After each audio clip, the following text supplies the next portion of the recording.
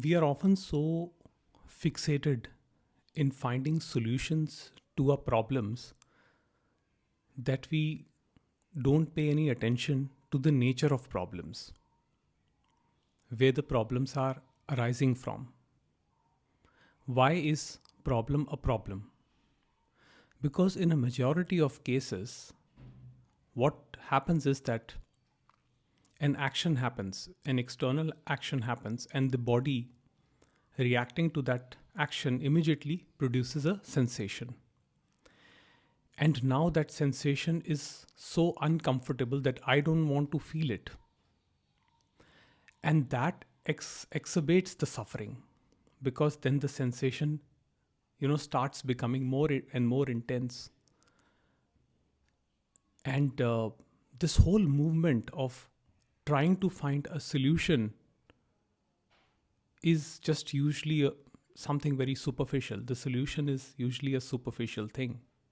And Ramesh Balsekar, he puts it directly. Now I'll read his words. He says, what is necessary is to seek the source of the problem, and it is only full awareness of the problem in total spontaneity that can reveal the source of the problem. Passive but alert and spontaneous awareness would reveal that the source of most such problems is the myself, and then the problem collapses. So let's say that somebody comes and insults you, says something nasty, something mean, and immediately there is a sensation within your body. Now, the sense you feel the intensity of that sensation, and you don't want to feel that.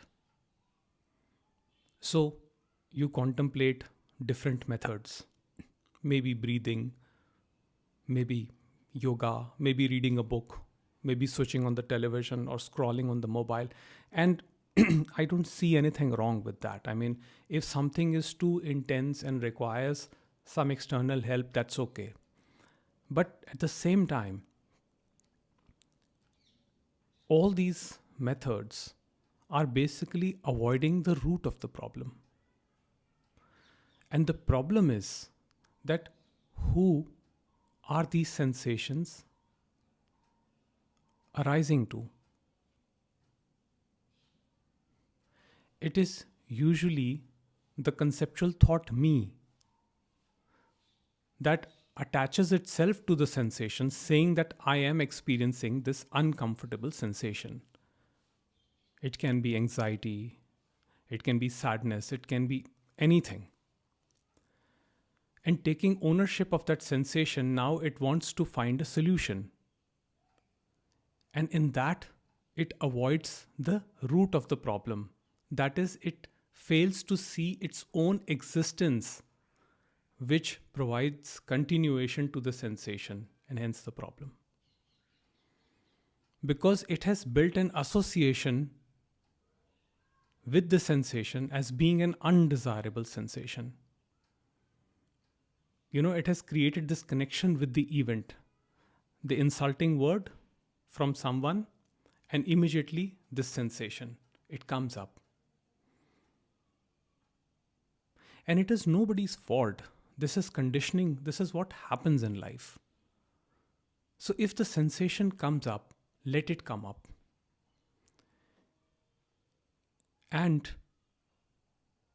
if you're completely silent, if you attend to the sensation totally with unbiased attention,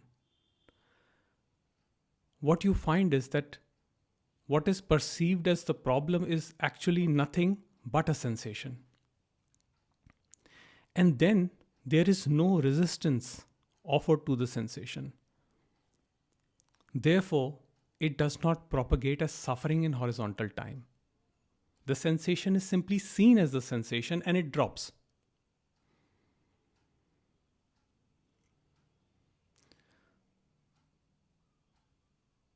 So it requires a completely different mind, a completely different awareness, where one has to completely sit with the sensation, with the discomfort, to know as to whom the discomfort is appearing. And the result is that the observation happens, but there is no observer, there is no me. So once it is seen that I am not separate from the observation, and that observation is all there is, the sensation is all there is, it has nothing, it has no energy to carry forward in time. It simply drops away. And then the problem does not remain a problem.